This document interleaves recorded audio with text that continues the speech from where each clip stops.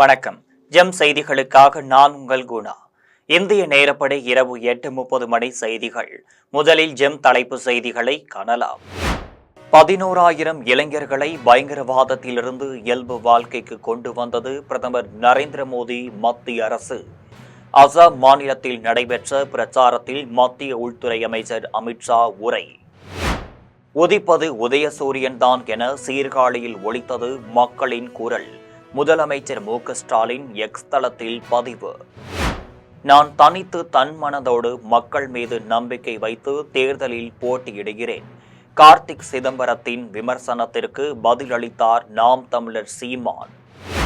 கொல்கத்தாவை தாக்குவோம் என கூறுகிறது பாகிஸ்தான். பிரதமர் நரேந்திர மோடி மௌனம் காப்பதா என கேள்வி எழுப்பினார் மேற்கு வங்க முதலமைச்சர் மம்தா பானர்ஜி. மணிப்பூரின் பிஷ்ணுபூர் மாவட்டத்தில் மொய்ராங் திராங்க்லாவி கிராமத்தில் வீட்டின் மீது வெடிகுண்டுகள் வீசியதில் 2 குழந்தைகள் உட்பட 4 பேர் உயிரிழப்பு. இனி விரிவான செய்திகளை காணலாம். 11,000 இளைஞர்களை பயங்கரவாதத்திலிருந்து இயல்பு வாழ்க்கைக்கு பிரதமர் நரேந்திர மோடி தலைமையிலான மத்திய அரசு கொண்டு வந்துள்ளது என்று அசாம் மாநிலத்தின் ஹைலக்கண்டி மாவட்டத்தில் நடைபெற்ற பிரச்சாரத்தில் மத்திய உள்துறை அமைச்சர் அமித்ஷா தெரிவித்துள்ளார். அசாம் மாநில சட்டசபைக்கு ஏப்ரல் 9ஆம் தேதி ஒரே கட்டத்தில் தேர்தல் நடத்தப்பட உள்ளது. இதற்கான வாக்கு எண்ணிக்கை மே மாதம் 4ஆம் தேதி நடைபெறுகிறது. இதனை முன்னிட்டு அரசியல் கட்சிகள் வேட்பாளர் பட்டியலை வெளியிட்டு பிரச்சாரத்தில் ஈடுபட்டு வருகின்றனர். இதில் ஆளும் பாஜகவை சேர்ந்த பிரதமர் நரேந்திர மோடி, மத்திய உள்துறை அமைச்சர் அமித்ஷா உள்ளிட்ட முக்கிய தலைவர்கள் பிரச்சாரம் மேற்கொண்டு மக்களிடையே பேசி வருகின்றனர். இதில் பிரதமர் நரேந்திர மோடி நேற்று திரிப்ருகர் மாவட்டத்தில் பேசும்போது காங்கிரஸ் கட்சியை கடுமையாக சாடினார். இந்த நிலையில் அசாம் மாநிலத்தின் ஹைலகண்டி மாவட்டத்தில் நடந்த தேர்தல் பிரச்சாரத்தில் மத்திய உள்துறை அமைச்சர் அமித்ஷா என்று கலந்து கொண்டு பேசினார். அப்போது அசாமில் உள்ள 11,000 இளைஞர்களை ஆயுதங்களை கீழே போட வைத்து பயங்கரவாத செயல்களிலிருந்து விடுவித்து இயல்பு வாழ்க்கைக்கு பிரதமர் நரேந்திர மோடி தலைமையிலான மத்திய அரசு கொண்டு வந்துள்ளது என்றும், போடோலேண்ட் மற்றும் தடை செய்யப்பட்ட உல்ஃபா அமைப்புகளுடன் அமைதி ஒப்பந்தங்களை ஏற்படுத்தி அசாமை ஒரு வளர்ச்சியடைந்த மாநிலங்களில் ஒன்றாக மாற்றி பணியாற்றி உள்ளோம் என்றும், அடுத்த 5 ஆண்டுகளில் அசாமை வெள்ள பாதிப்பிலிருந்து விடுவிக்கும் வகையில் பல பெரிய குளங்களை கட்ட உள்ளோம் என்றும், ஊடுருவல்காரர்களை தடுத்து நிறுத்துவதன் வழியே மட்டுமே அசாமில் வளம் ஏற்படுத்த முடியும் எனவும், அந்த வேலையை பாஜகவால் மட்டுமே செய்ய முடியும் என்றும் மத்திய உள்துறை அமைச்சர் அமித்ஷா தெரிவித்துள்ளார். உதிப்பது உதயசூரியன் தான் என சீர்காழியில் ஒலித்தது மக்களின் குரல் என்று முதலமைச்சர் மு.க.ஸ்டாலின் எக்ஸ் தள பதிவில் தெரிவித்துள்ளார். தமிழக முதலமைச்சரும் திமுக தலைவருமான மு.க.ஸ்டாலின் நடைபெறவுள்ள சட்டசபை தேர்தலில் போட்டியிடும் திமுக மற்றும் கூட்டணி கட்சி வேட்பாளர்களை ஆதரித்து பிரச்சாரம் செய்து வருகிறார். அவர் தனது பிரச்சாரத்தை கடந்த மாதம் 31ஆம் தேதி அவரது சொந்த ஊரான திருவாரூரில் தொடங்கினார்.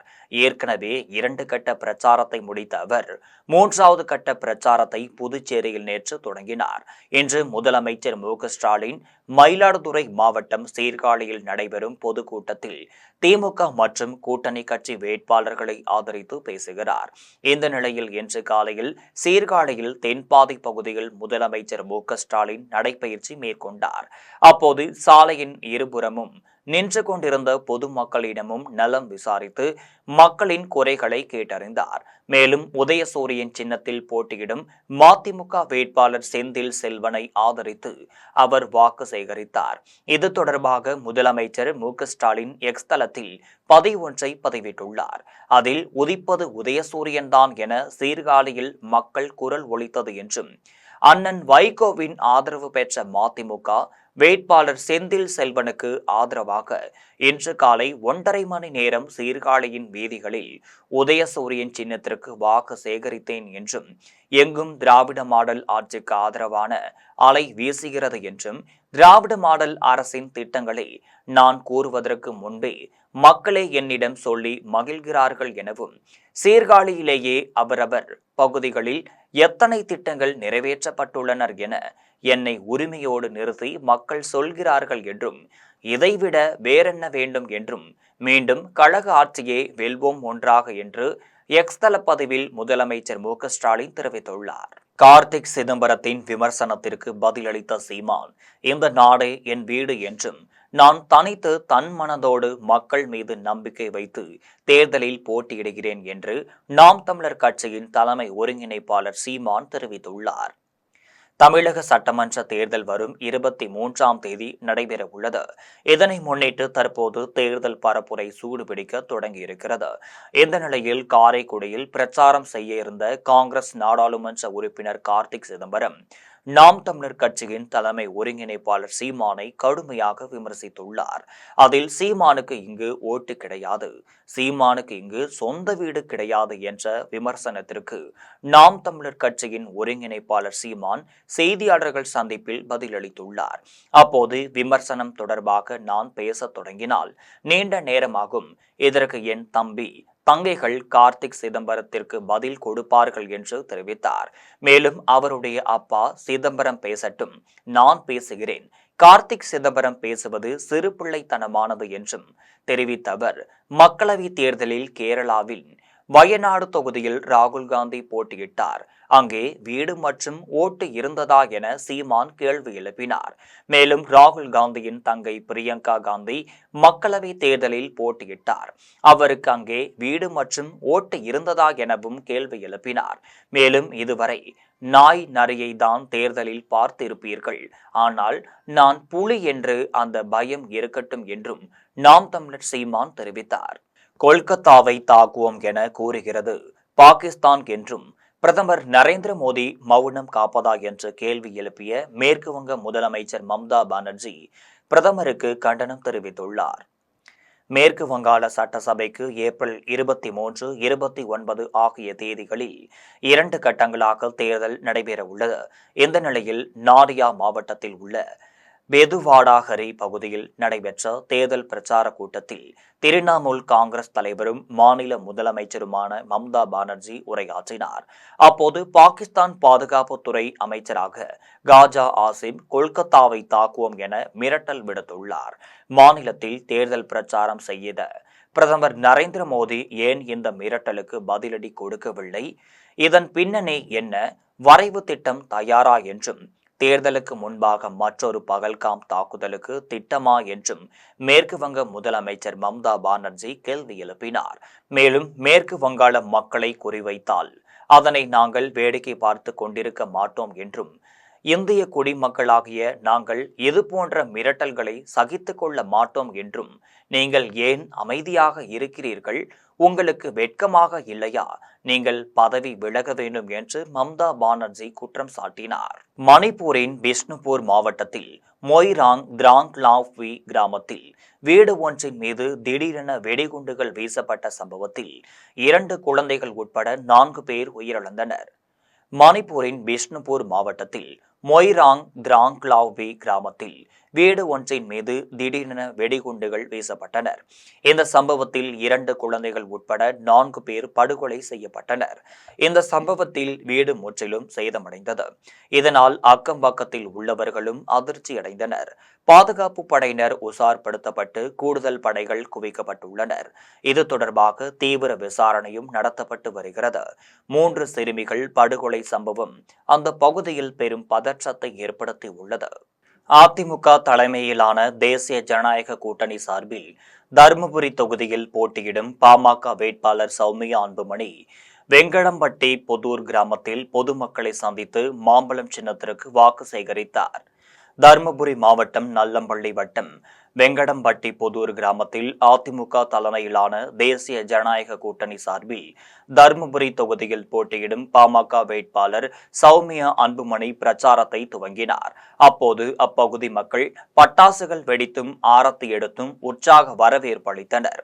இதனையடுத்து பொதுமக்களிடையே பாமக வேட்பாளர் சௌமியா அன்புமணி பேசினார். அப்போது காவேரி உபரி நீர் திட்டம் எல்லோருக்கும் கிடைக்க வேண்டும் என வலியுறுத்துவோம் என்றும், விவசாயிகளின் கோரிக்கைகளை நிறைவேற்றுவோம் என்றும், 13 வயது சிறுவர்கள் முதல் இளைஞர்கள் பெரியவர்கள் வரை போதைக்கு அடிமையாக உள்ளார்கள், அது முற்றிலுமாக தவிர்க்கப்படும் என்றும், தருமபுரி பகுதியில் வசிக்கும் இளைஞர்களுக்கு வேலை வாய்ப்பை உருவாக்கிட தொழிற்சாலைகள் அமைக்க குரல் கொடுப்பேன் என்றும் வேட்பாளர் சௌமியா அன்புமணி பொதுமக்களிடம் தெரிவித்து மாம்பழம் சின்னத்திற்கு வாக்கு சேகரித்தார். பெண்கள் குழந்தைகளின் பாதுகாப்பிற்காக ராணி வேலு நாச்சியார் படை அமைக்கப்படும் என்று குடியாத்தம் தொகுதியில் போட்டியிடும் தமிழக வெற்றிக் கழக வேட்பாளர் சிந்து வாக்குறுதியளித்து பொதுமக்களை சந்தித்து விசில் சின்னத்திற்கு வாக்கு சேகரித்தார். வேலூர் மாவட்டம் குடியாத்தம் தொகுதியில் போட்டியிடும் தமிழக வெற்றிக் கழக வேட்பாளர் சிந்து என்பவர் கட்சியின் நிர்வாகிகள் மற்றும் தொண்டர்களுடன் சென்று குடியாத்தம் நகரில் விசில் சின்னத்திற்கு வாக்கு சேகரித்தார். அப்போது பேசிய வேட்பாளர் சிந்து, ஆட்டோ டாக்ஸி ஓட்டுநர்களுக்கு தனியாக வாரியம் அமைக்கப்படும் எனவும் பெண்கள் குழந்தைகளின் பாதுகாப்பிற்காக ராணி வேலு நாச்சியார் படை அமைக்கப்படும் எனவும் அரசு பேருந்துகளில் பெண்கள் கட்டணமில்லா பயணம் மேற்கொள்ள நடவடிக்கை எடுக்கப்படும் என்பன உள்ளிட்ட பல்வேறு வாக்குறுதிகளை அளித்தார். அதன் பின்னர் தாவேகா வேட்பாளர் வீடு வீடாக சென்று விசில் சின்னத்திற்கு வாக்குகளை சேகரித்தார். அப்போது பெண்கள் ஆரத்தி எடுத்து வரவேற்றனர்.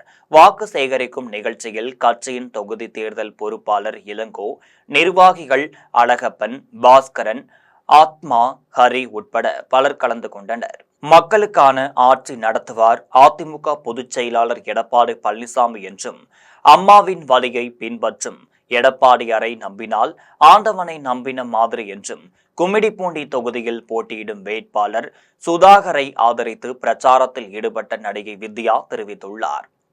தமிழகம் முழுவதும் சட்டமன்ற தேர்தல் வரும் 23ஆம் தேதி நடைபெறவுள்ள நிலையில் திருவள்ளூர் மாவட்டம் கும்மிடிப்பூண்டி தொகுதியில் போட்டியிடும் ஜனநாயக முற்போக்கு கூட்டணியின் அதிமுக வேட்பாளர் சுதாகரை ஆதரித்து கும்மிடிப்பூண்டி தொகுதிக்குட்பட்ட பெரியபாளையம் உள்ளிட்ட பகுதிகளில் பொதுமக்களை சந்தித்து நடிகை விந்தியா இரட்டை இலை சின்னத்திற்கு வாக்கு கேட்டு அனல் பறக்கும் பிரச்சாரத்தில் ஈடுபட்டார். அப்போது பேசிய நடிகை விந்தியா, மக்களை ஏமாற்றி கடந்த முறை ஆட்சிக்கு வந்தவர்கள்தான் திமுகவினர் என்றும், போலியான வாக்குறுதிகளை அளித்து பொய்யான விளம்பரங்களை அறிவித்து முதலமைச்சர் பதவியில் மு.க.ஸ்டாலின் இருந்தார் என்றால் அது பெண்கள் போட்ட பிச்சைதான் என்றும், 1000 ரூபாய் கொடுப்பாங்கன்னு ஏமாந்துங்க, ஆனா 28 மாதங்களாக தான் 1000 ரூபாய் கொடுத்தாங்க என்று நடிகை விந்தியா தெரிவித்தார்.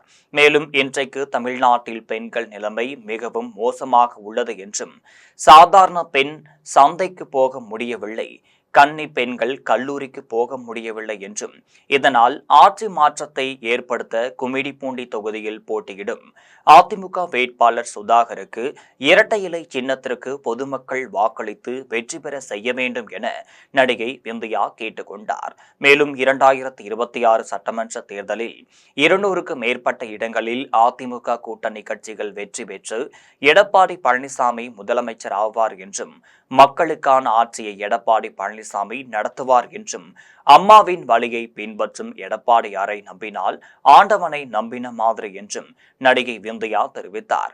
குடியாத்தம் நகர லயன் சங்கத்தின் சார்பில் சுய தொழில் பயிற்சி பெற்ற பெண்களுக்கு சான்றிதழ் வழங்கும் நிகழ்ச்சி நடைபெற்றது. வேலூர் மாவட்டம் குடியாத்தம் நகர லயன் சங்கம் மற்றும் வேலூர் சாரல் மகளிர் லயன் சங்கம் ஆகியவை சார்பில் மகளிருக்கான சுய தொழில் பயிற்சி முகாம் நடைபெற்றது. முகாமில் தையல், அழகு கலை, ஆரி வேலைப்பாடு உள்ளிட்டவைகளுக்கு 75 மகளிர்களுக்கு கடந்த 16 நாட்களாக பயிற்சி அளிக்கப்பட்டு வந்தது. இந்த நிலையில் பயிற்சி பெற்றவர்களுக்கு சான்றிதழ் வழங்கும் நிகழ்ச்சி லயன்ஸ் அரங்கில் நடைபெற்றது. நிகழ்ச்சியில் பன்னாட்டு லயன் சங்க முன்னாள் மாவட்ட ஆளுநர் புவனேஸ்வரி கலந்து கொண்டு பயிற்சி பெற்ற மகளிரை பாராட்டி சான்றிதழ்களை வழங்கினார். நிகழ்ச்சியில் நகர லயன் சங்க பொறுப்பாளர் பொன்னம்பலம், மாவட்ட நிர்வாகி வெங்கடேசன், மாவட்ட தலைவர்கள் சுரேஷ்குமார், கிரீதர், பிரசாத் உள்ளிட்ட நிர்வாகிகள் பலர் கலந்து கொண்டனர். ஆரணி சட்டமன்ற தொகுதியில் போட்டியிடும் அதிமுக வேட்பாளர் ஜெயசுதா லட்சுமிகாந்தன் கிராமம் கிராமமாக சென்று அதிமுக தேர்தல் வாக்குறுதிகளை பொதுமக்களிடையே எடுத்து கூறி இரட்டை இலை சின்னத்திற்கு வாக்குகள் சேகரித்தனர். திருவண்ணாமலை மாவட்டம் ஆரணி சட்டமன்ற தொகுதியின் வடக்கு ஒன்றியத்திற்குட்பட்ட வேதாஜிபுரம், முள்ளென்றம், 12 புத்தூர், வெட்டியாந்தொழுவம், பூச்சிமலைக்குப்பம், எஸ்யூ வனம், கே தோப்பு, சிறுமூர், அரியப்பாடி, அக்ராம்பாளையம், அடையம்பலம், மேயூர் உள்ளிட்ட ஊராட்சி பகுதிகளில் அதிமுக சார்பில் போட்டியிடும் மத்திய மாவட்ட கழக செயலாளரும் ஆரணி சட்டமன்ற தொகுதி வேட்பாளருமான ஜெயசுதா லட்சுமிகாந்தன் திறந்தவெளி வாகனத்தில் வீதி வீதியாக சென்று அதிமுக பொதுச் செயலாளர் எடப்பாடி பழனிசாமி தேர்தல் அறிக்கையில் அறிவித்த தேர்தல் வாக்குறுதிகளை பொதுமக்களிடையே பரப்புரை செய்து இரட்டை இலை சின்னத்திற்கு வாக்குகள் சேகரித்தனர். வாக்கு சேகரிக்கும் நிகழ்ச்சியில் அதிமுக நிர்வாகிகள் மற்றும் பாஜக, அமமுக, பாமக உள்ளிட்ட கூட்டணி கட்சியினர் பலர் கலந்து கொண்டனர். கடலூர் தொகுதியில் போட்டியிடும் அதிமுக வேட்பாளர் சம்பத்திற்கு தலைமை செய்தி தொடர்பாளர் அப்சரா ரெட்டி இரட்டை இலை சின்னத்திற்கு தீவிர வாக்கு சேகரிப்பில் ஈடுபட்டார். தேசிய ஜனநாயக கூட்டணியில் அதிமுக சார்பில் கடலூர் சட்டமன்ற தொகுதியில் போட்டியிடும் முன்னாள் அமைச்சர் சம்பத்திற்கு ஆதரவாக கடலூர் திருப்பாதிரி புலியூரில் உள்ள உழவர் சந்தை பகுதி, டீக்கடை, பூ மார்க்கெட் என பல்வேறு பகுதிகளில் பொதுமக்களை சந்தித்து கடந்த கால அதிமுகவின் சாதனைகளை பட்டியலிட்டு செய்தி தொடர்பாளர் அப்சரா ரெட்டி இரட்டை இலை சின்னத்திற்கு வாக்குகள் சேகரித்தார். மேலும் டீ கடையில் டீ மாஸ்டருடன் உதவி செய்து பொதுமக்களுக்கு டீ போட்டு கொடுத்து இரட்டை இலை சின்னத்திற்கு வாக்கு சேகரித்தார். மேலும் அம்மா உணவகத்தின் வாயில் முன்பு வாக்கு சேகரித்த போது திமுக ஆட்சி காலத்தில் அம்மா உணவகத்தில் உணவு முறையாக வழங்கப்படவில்லை என பொதுமக்கள் குற்றம் சாட்டினர். இதனை கேட்ட வேட்பாளரும் முன்னாள் அமைச்சருமான சம்பத் அதிமுக ஆட்சி அமைந்ததும் அம்மா உணவகத்தில் முறையாக உணவு வழங்கப்படும் என்று தெரிவித்தார். பல்வேறு வழக்கு விவரங்களை மறைத்து வேட்புமனு தாக்கல் செய்துள்ளதால் விளவங்கோடு காங்கிரஸ் வேட்பாளரின் வேட்புமனு பரிசீலனைக்காக நிறுத்தி வைக்கப்பட்டுள்ளது.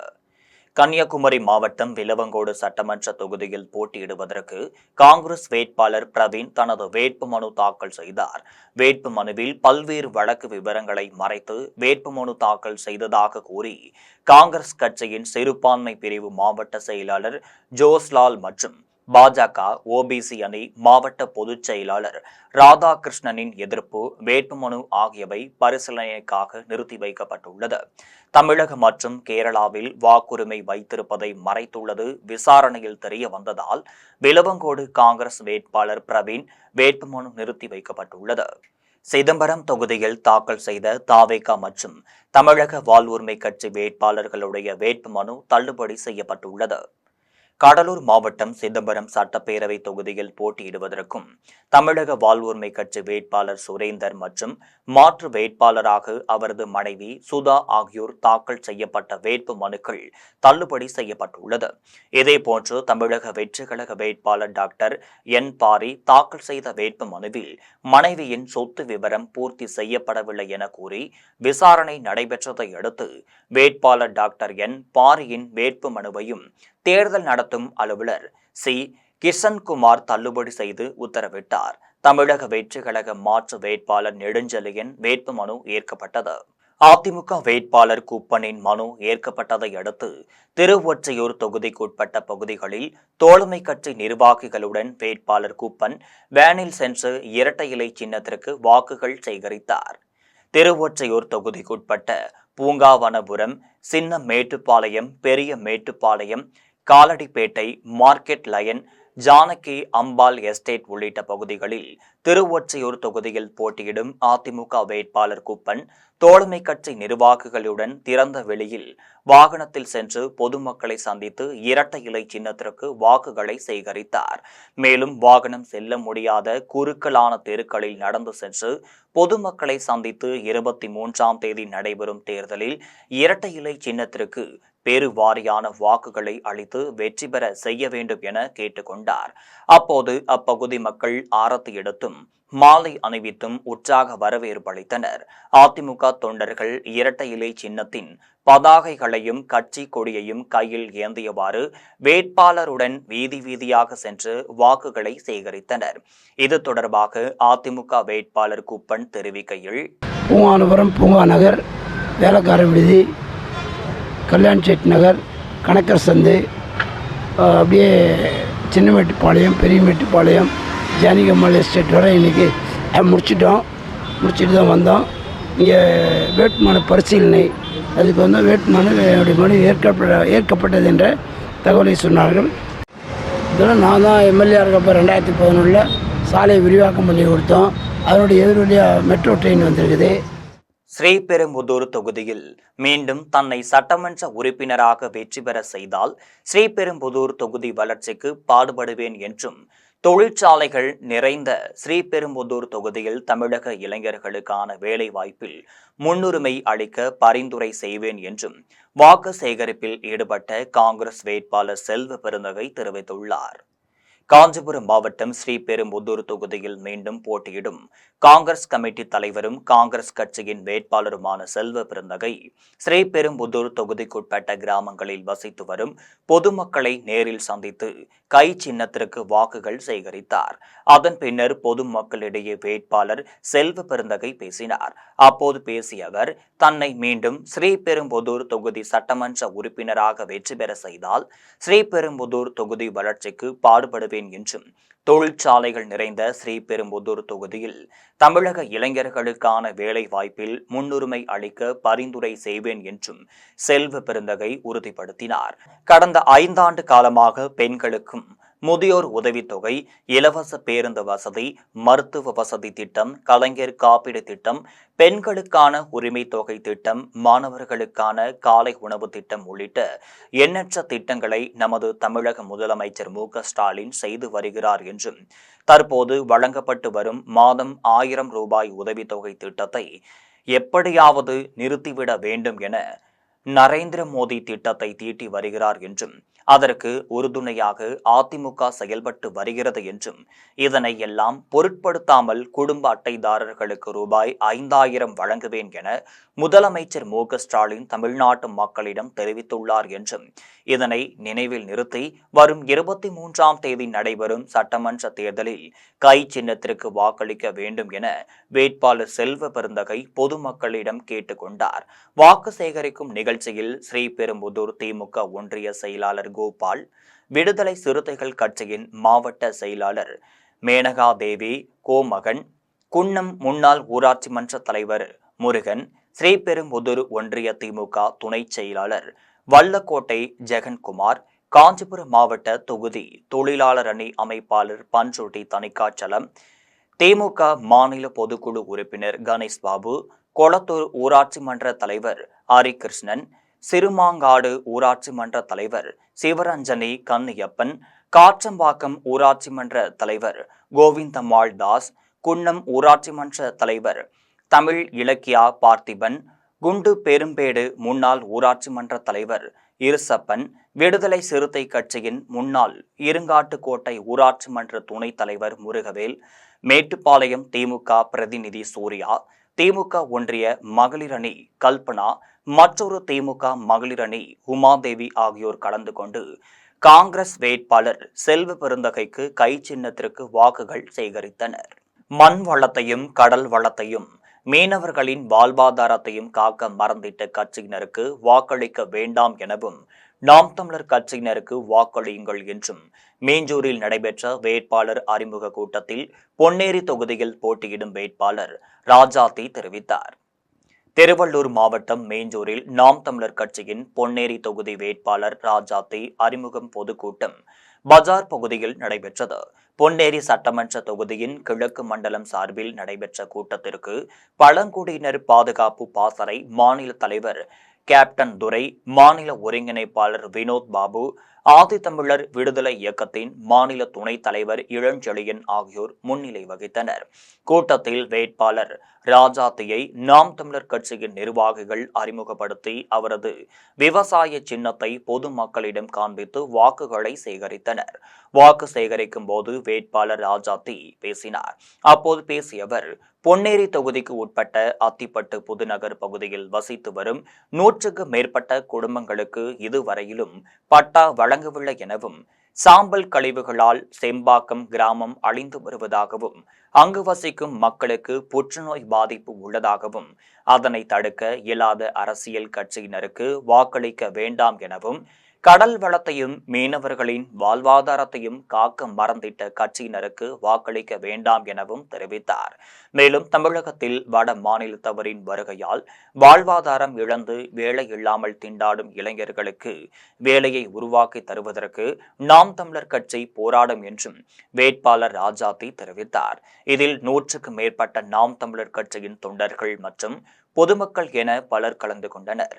இறுதியில் நிகழ்ச்சிக்கு ஏற்பாடு செய்திருந்த மண்டல செயலாளர் அகிலன் அனைவருக்கும் நன்றி தெரிவித்தார்.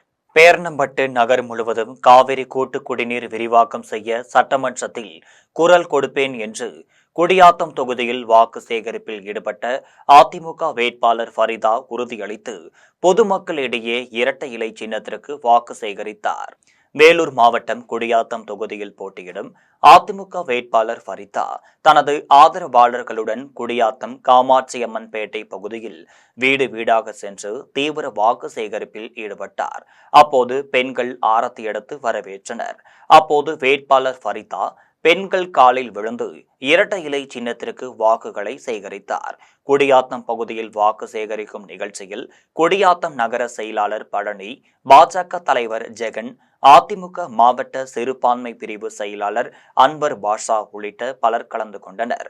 அதனைத் தொடர்ந்து பேரணாம்பட்டு நகரில் அதிமுக வேட்பாளர் ஃபரிதா கூட்டணி கட்சி நிர்வாகிகளுடன் திறந்த வேனில் நின்றபடி பொதுமக்களிடையே வாக்கு சேகரித்த போது பேசினார். அப்போது கடந்த 5 ஆண்டுகளாக இருந்த சட்டமன்ற உறுப்பினர் அமலு பேரணாம்பட்டு பகுதியில் எந்த திட்டமும் எந்த வசதியும் செய்யவில்லை என்றும் தெரிவித்தார்.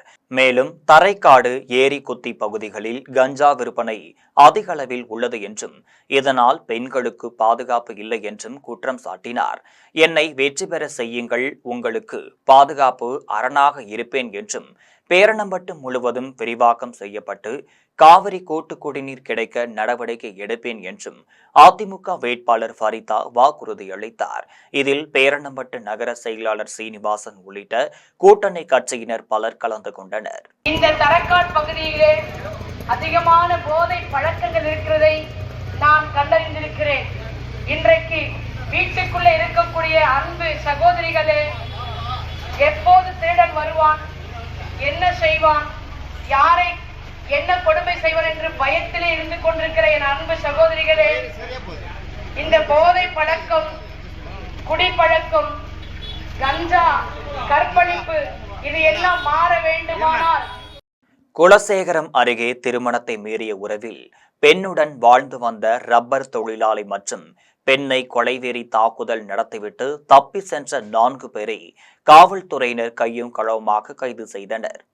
கன்னியாகுமரி மாவட்டம் குலசேகரம் அடுத்த ஈஞ்சங்கோடு பகுதியில் வசித்து வரும் ஜஸ்டின் என்பவர் மது குடித்துவிட்டு அடிக்கடி மனைவி லத்தாவிடம் தகராறு செய்து வருவதாக தெரிய வந்தது.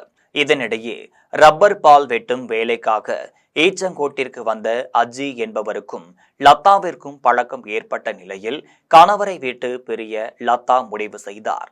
இதையடுத்து அஜி அருமனை அருகே குடியேறிய வாடகை வீட்டில் கணவரை விட்டு பிரிந்த லத்தா தனது மகனுடன் அஜி வீட்டில் குடியேறினார்.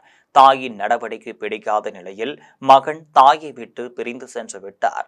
இந்த தகவல் அறிந்த கணவன் ஜஸ்டின் விஜித் உட்பட 4 பேர் வீட்டிற்குள் புகுந்து அஜி மற்றும் லத்தாவை சரமாரியாக ஆயுதங்களால் தாக்கியதில் இருவரும் படுகாயமடைந்தனர்.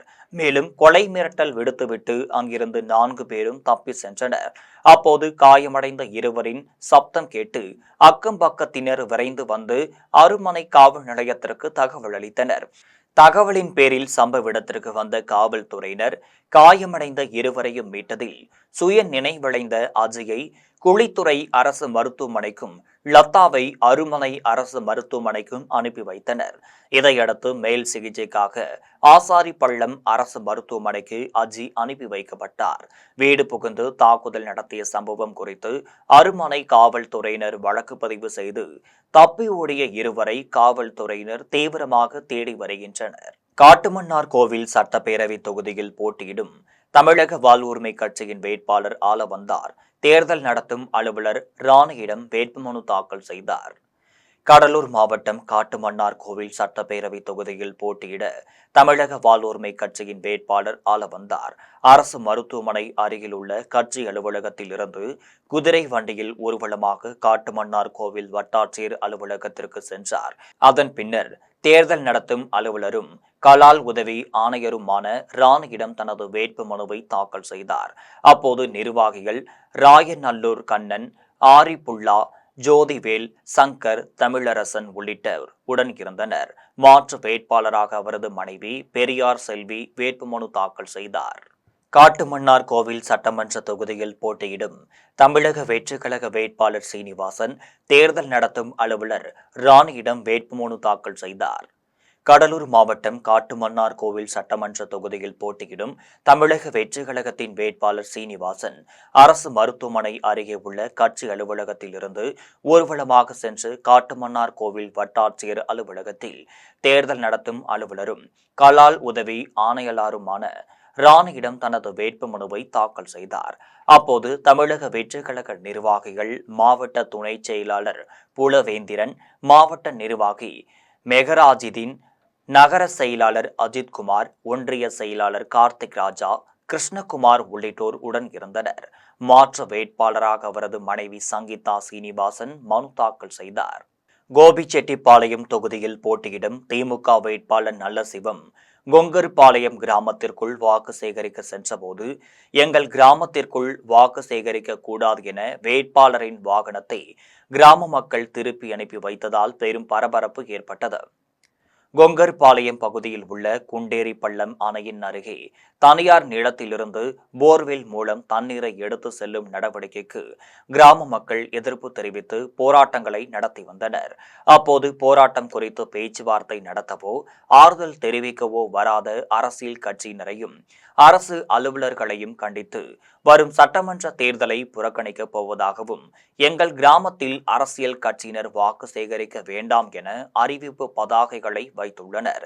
இந்த நிலையில் கோபிச்செட்டிப்பாளையம் தொகுதியில் திமுக சார்பில் போட்டியிடும் நல்லசிவம் என்பவர் கொங்கர்பாளையம் கிராமத்திற்குள் வாக்கு சேகரிப்பதற்காக வாகனத்தில் வந்தபோது கிராம மக்கள் வாகனத்திற்கு முன்னால் நின்று வாகனத்தை தடுத்து நிறுத்தி வாக்கு சேகரிக்க வரக்கூடாது என வாக்குவாதத்தில் ஈடுபட்டனர்.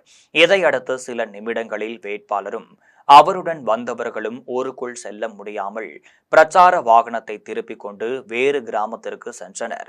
திமுக மாவட்ட செயலாளர் நல்லசிவம் வாகனத்தை ஊருக்குள் வரவிடாமல் தடுத்து நிறுத்தி திருப்பி அனுப்பிய சம்பவம் அப்பகுதியில் பெரும் பரபரப்பை ஏற்படுத்தியுள்ளது.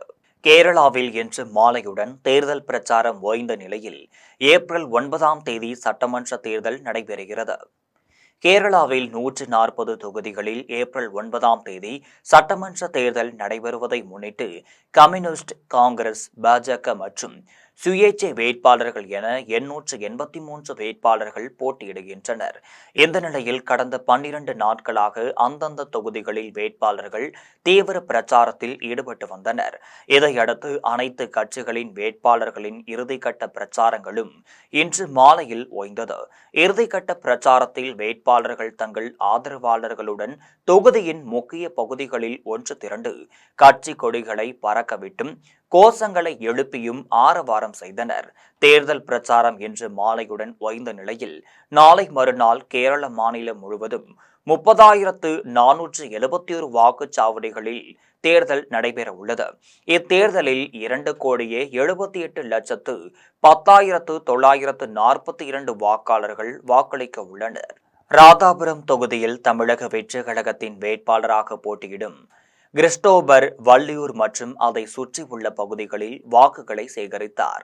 நெல்லை மாவட்டம் ராதாபுரம் தொகுதியில் தமிழக வெற்றிக் கழகத்தின் சார்பில் போட்டியிடும் கிறிஸ்டோபர் தீவிர வாக்கு சேகரிப்பில் ஈடுபட்டு வருகிறார். அவர் நேற்று பனகுடி பகுதியில் வீதி வீதியாக சென்று வாக்கு சேகரித்தார். அப்போது பொதுமக்களை நேரடியாக சந்தித்து விசில் சின்னத்திற்கு ஆதரவு திரட்டினார். சாலையோர ஓட்டலில் ஆம்லேட் தயாரித்து அங்கிருந்த ஆட்டோ ஓட்டுநர்களுடன் கலந்து கொண்டு நேரடியாக ஆதரவு சேகரித்தார். இதேபோல் அவர் இன்று வள்ளியூரிலும் அதனை சுற்றியுள்ள பல கிராமங்களிலும் சென்று பரப்புரை நிகழ்த்தி வாக்கு சேகரித்தார். பேருந்துகளில் ஏறி பயணிகளிடத்தில் தனக்கு வாக்களிக்கும்படி கேட்டுக்கொண்டார். அப்போது மக்கள் அவருக்கு ஆதரவளிக்கும் வகையில் சமிக்கைகளை வெளிப்படுத்தினர். இது தொடர்பாக அவர் தனது எக்ஸ் தளத்தில் ராதாபுரம் சட்டமன்ற தொகுதியில் உள்ள அனைத்து கிராம மக்களும் பயன்பெறும் வகையில் பேருந்து வசதி ஏற்படுத்தப்படும், அடிப்படை வசதிகளான குடிநீர், கழிவுநீர், ஓடை, சாலை உள்ளிட்டவைகள் சீர் செய்யப்படும் என பதிவிட்டுள்ளார். மீண்டும் ஜெம் தலைப்பு செய்திகள். 11,000 இளைஞர்களை பயங்கரவாதத்திலிருந்து இயல்பு வாழ்க்கைக்கு கொண்டு வந்தது பிரதமர் நரேந்திர மோடி, மத்திய அரசு. அசாம் மாநிலத்தில் நடைபெற்ற பிரச்சாரத்தில் மத்திய உள்துறை அமைச்சர் அமித்ஷா உரை. உதிப்பது உதயசூரியன் தான் என சீர்காழியில் ஒலித்தது மக்களின் குரல். முதலமைச்சர் மு.க.ஸ்டாலின் எக்ஸ் தளத்தில் பதிவு. நான் தனித்து தன்மனதோடு மக்கள் மீது நம்பிக்கை வைத்து தேர்தலில் போட்டியிடுகிறேன். கார்த்திக் சிதம்பரத்தின் விமர்சனத்திற்கு பதிலளித்தார் நாம் தமிழர் சீமான். கொல்கத்தாவை தாக்குவோம் என கூறுகிறது பாகிஸ்தான். பிரதமர் நரேந்திர மோடி மௌனம் காப்பதா என கேள்வி எழுப்பினார் மேற்கு வங்க முதலமைச்சர் மம்தா பானர்ஜி. மணிப்பூரின் பிஷ்ணுபூர் மாவட்டத்தில் மொய்ராங் திராங்க்லாவி கிராமத்தில் வீட்டின் மீது வெடிகுண்டுகள் வீசியதில் 2 குழந்தைகள் உட்பட 4 பேர் உயிரிழப்பு. இத்துடன் ஜெம் செய்திகள் நிறைவடைகின்றன. மீண்டும் ஜெம் செய்திகள் இரவு 12 மணிக்கு. உடனுக்குடன் செய்திகளை காண gemlive.tv என்ற இணையதளத்தில் இணைந்திருங்கள். நன்றி, வணக்கம்.